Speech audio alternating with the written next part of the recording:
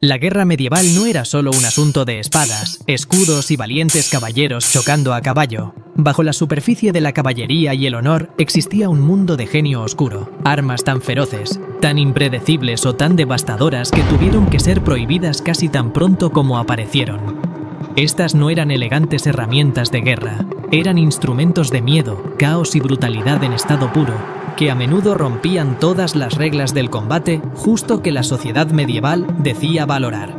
Ya sea porque fueron diseñadas para mutilar, aterrorizar o cambiar por completo las reglas de la batalla, estas armas eran demasiado peligrosas para dejarlas en circulación. Antes de sumergirnos en este arsenal prohibido, te invitamos a suscribirte a nuestro canal para no perder ninguno de nuestros videos. Comencemos con el número 1, el martillo de guerra. En una época en que el caballero de brillante armadura representaba la élite definitiva del campo de batalla, el martillo de guerra se convirtió en el rudo despertar que hizo añicos esa ilusión.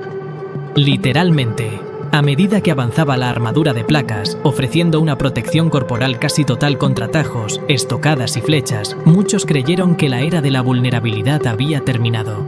Pero fue entonces cuando los fabricantes de armas medievales respondieron con física pura y un palo. El martillo de guerra, a diferencia de las armas con filo que dependían de cortar o perforar, aplicaba un trauma cinético concentrado. Su diseño no era sofisticado, sino brutalmente eficiente. Una sólida cabeza de martillo montada en un mango de madera o metal, a menudo equilibrada con una púa en el extremo opuesto. Esa púa no era decorativa. Servía para perforar yelmos, cotas de malla e incluso escudos. Mientras que una espada podía resbalar en la armadura de un caballero, un golpe de martillo bien colocado podía hundir una coraza o arrugar un yelmo como si fuera papel. La armadura no necesitaba romperse para que el daño fuera letal. La pura fuerza del impacto podía sacudir el cerebro, destrozar huesos o aplastar órganos bajo el acero. Esta era el arma que ignoraba la elegancia del combate caballeresco y se centraba por completo en los resultados. En el número 2 tenemos el mayal. Entre las armas más infames de la era medieval, el mayal destacaba no solo por su brutalidad, sino por su naturaleza impredecible, casi caótica. A simple vista, el arma parecía engañosamente simple. Un mango de madera, una cadena corta y una bola de metal con púas en el extremo. Pero en manos de un guerrero hábil, se convertía en una fuerza de puro caos. La principal ventaja del mayal era su flexibilidad. A diferencia de las armas rígidas, la cadena permitía que la cabeza golpeadora se balanceara de forma independiente al movimiento del usuario. Esto le daba un efecto de látigo, permitiendo que la bola con púas sorteara el escudo o la parada de un oponente. Un caballero podía levantar su escudo esperando bloquear un espadazo, solo para que el mayal se curvara alrededor del borde y se estrellara contra el costado de su yelmo. Su movimiento era difícil de predecir, tanto para el objetivo como, a menudo, para el propio portador. Esto lo convertía en una pesadilla en el combate cuerpo a cuerpo y en un grave riesgo en manos inexpertas. Entrenar con un mayal requería una sincronización precisa y una excelente conciencia espacial, y las lesiones durante la práctica eran comunes. Por esta razón, no eran armas estándar, eran utilizadas por combatientes especializados dispuestos a invertir el tiempo y a menudo el dolor necesarios para dominarlas. El número 3 es el Goedendag. Conocido también como el palo bueno, era un arma que encarnaba a la perfección el principio de que la forma sigue a la función. A primera vista, parecía casi cómicamente primitivo. Un grueso eje de madera, de 1.2 a 1.5 metros de largo, rematado con una afilada púa de hierro. Sin embargo, esta arma jugó un papel fundamental en una de las victorias militares más decisivas e inesperadas de la época medieval. La Batalla de las Espuelas de Oro en 1302. En esta batalla, las milicias urbanas de Flandes se enfrentaron y derrotaron a los caballeros de élite montados de Francia. Los flamencos desarrollaron una técnica simple pero brutalmente eficaz para contrarrestar las cargas de caballería. Cuando un caballero cargaba, la milicia plantaba su Goedendag en el suelo con la púa hacia arriba. La fuerza de la carga hacía que el caballero o su caballo se empalaran, deteniendo el impulso en seco. Si eso no mataba al caballero, el extremo romo del arma, usado como un pesado garrote, terminaba el trabajo. El nombre Goedendag es fuente de debate. Algunos historiadores creen que proviene de la frase holandesa para buen día, posiblemente en referencia a la oscura ironía de saludar a alguien con un arma en la cara. Su mayor fortaleza era la accesibilidad. No requería prácticamente ningún entrenamiento, lo que democratizó la letalidad en el campo de batalla y desafió el orden feudal, demostrando que un arma simple en manos del pueblo podía quebrar la columna vertebral de uno de los ejércitos más poderosos de Europa. En cuarto lugar, la Zweihander. En alemán, a dos manos, no era solo una espada grande, era una declaración en el campo de batalla.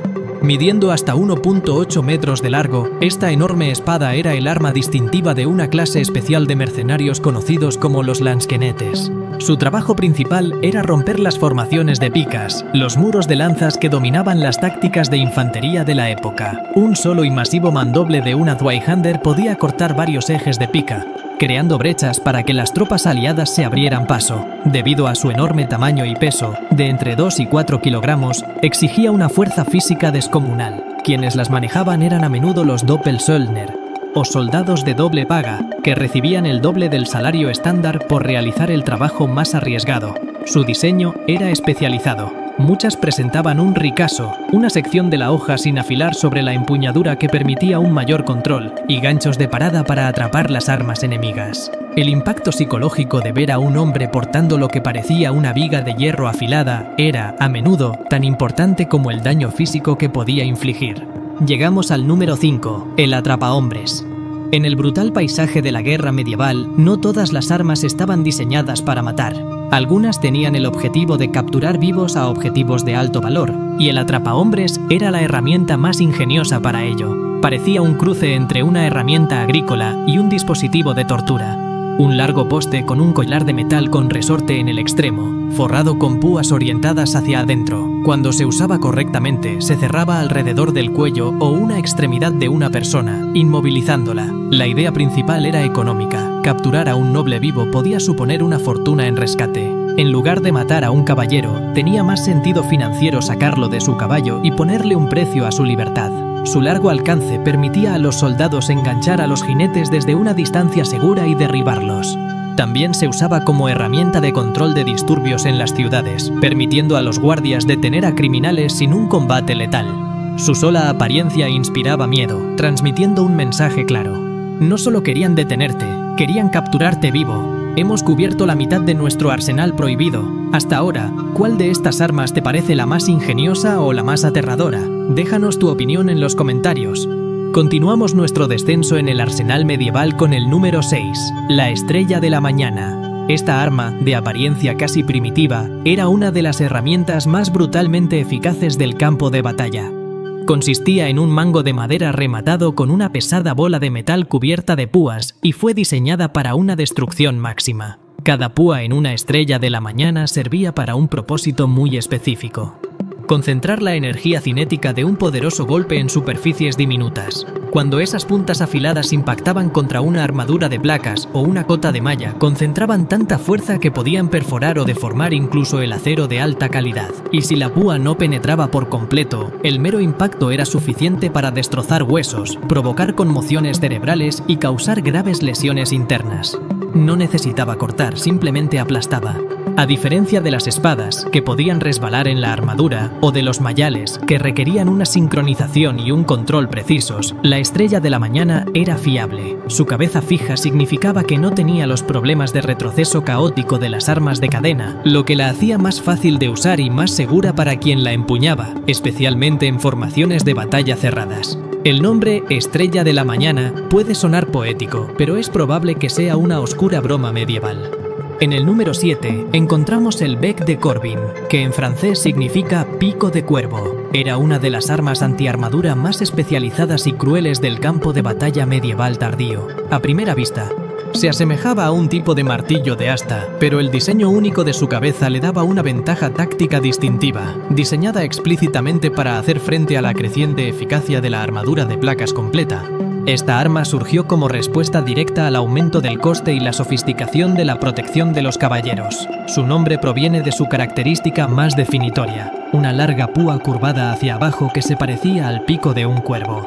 Este pico no era solo estético, fue construido para perforar directamente el acero. Mientras que una espada podía resbalar o doblarse, el pico del bec de Corbin concentraba toda la energía del usuario en un único punto. lo que le permitía perforar incluso una armadura milanesa bien elaborada. En el lado opuesto del pico, a menudo había una cara de martillo, roma y cuadrada, que podía aplastar huesos o cascos cuando un golpe penetrante no era una opción. Y por si fuera poco, la parte superior del arma solía terminar en una larga púa de empuje, lo que le permitía funcionar como una lanza. Montado en un asta de entre 1.5 y 2 metros de largo, daba a los soldados de infantería la ventaja de golpear a los caballeros montados desde la distancia, convirtiendo el arma en una palanca que amplificaba la fuerza con cada golpe o estocada. Pasamos ahora a las máquinas de asedio, comenzando con el número 8, la balista. La balista era una de las armas de asedio más temibles del mundo medieval, combinando una precisión aterradora con una fuerza abrumadora, esencialmente una ballesta gigante con esteroides. La balista podía lanzar pernos masivos, a menudo de más de 1 metro de largo, a altas velocidades, utilizando cuerdas retorcidas hechas de tendones, pelo o incluso cuero crudo como fuente de energía almacenada.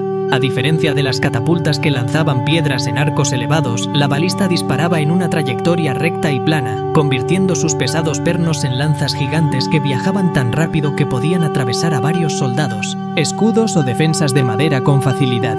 Su diseño provenía de la ingeniería militar romana, pero se perfeccionó a lo largo del período medieval. No solo se usaban en asedios, también se empleaban en combate abierto para desbaratar formaciones enemigas o eliminar objetivos de alto valor como comandantes o caballeros. Un perno bien colocado podía perforar una armadura, atravesar a un jinete y su caballo, e incluso continuar hasta un segundo soldado que estuviera detrás. El sonido chirriante y único mientras se tensaba era una señal de muerte inminente, causando a menudo el pánico en las formaciones enemigas. En el número 9 tenemos el escorpión. Esta era una pieza compacta pero letal de la tecnología de asedio medieval que a menudo pasaba desapercibida.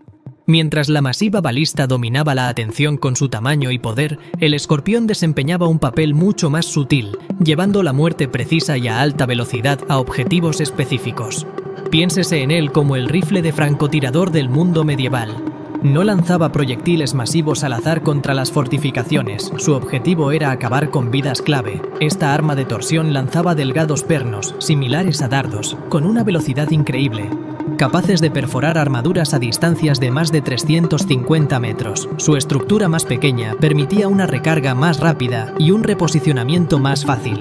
Los operadores expertos de escorpiones podían mantener una cadencia de fuego de hasta 10 pernos por minuto, una hazaña impresionante considerando que cada disparo tenía el potencial de incapacitar o matar a un objetivo de alto valor. Esta cadencia de fuego, combinada con una precisión milimétrica, convertía al escorpión en una pesadilla para los comandantes y oficiales enemigos. Los cronistas de la época hablaban de muertes fantasma, en las que los hombres caían en medio de una frase, atravesados por pernos que nunca vieron venir. Finalmente, llegamos al número 10, el trabuco. El trabuco no era solo un arma de asedio, era una máquina de pesadilla medieval, temida por su tamaño, su impacto devastador y su terror psicológico. A menudo conocido como el rey de la artillería medieval, utilizaba la física del contrapeso para lanzar proyectiles masivos con una precisión letal. A diferencia de los motores de torsión, el trabuco funcionaba mediante un mecanismo impulsado por la gravedad. Un contrapeso gigante, que a veces pesaba varias toneladas, caía, provocando que el largo brazo lanzador se moviera violentamente hacia adelante y lanzara una carga útil, generalmente una piedra de 100 a 150 kilogramos, a cientos de metros por el aire. Los trabucos no solo abrían brechas en las defensas, las pulverizaban, pero no era solo el daño físico lo que hacía infame al trabuco. Sus cargas útiles eran perturbadoramente creativas. Los ingenieros de asedio aprendieron rápidamente que el terror también era un arma. Además de piedras, los trabucos lanzaban barriles en llamas, colmenas, cadáveres de animales en descomposición y, lo más notorio, cadáveres humanos infectados con la plaga. Durante el asedio de Cafa en 1347, las fuerzas mongolas lanzaron cuerpos enfermos a la ciudad para propagar la infección, una acción que algunos historiadores consideran el primer uso de la guerra biológica. La simple presencia de un trabuco montado era a menudo suficiente para forzar una rendición. Estas 10 armas, desde el pragmático martillo de guerra hasta el aterrador trabuco, nos cuentan una historia muy diferente de la Edad Media, una historia que va mucho más allá de la caballería y los duelos honorables. Revelan una era de innovación brutal, donde la psicología del miedo era tan importante como la fuerza de un golpe. Estas herramientas, muchas de las cuales fueron prohibidas, limitadas o simplemente temidas por su extrema crueldad, demuestran que la guerra medieval era un asunto crudo, desesperado y letal. Nos recuerdan que detrás de los mitos y las leyendas, el objetivo final siempre fue el mismo: la victoria, sin importar el coste humano o las reglas de combate justo que tuvieran que romperse en el proceso. Gracias por acompañarnos en este viaje al arsenal prohibido de la Edad Media. No olvides suscribirte y activar la campanita para que no te pierdas nuestros próximos videos.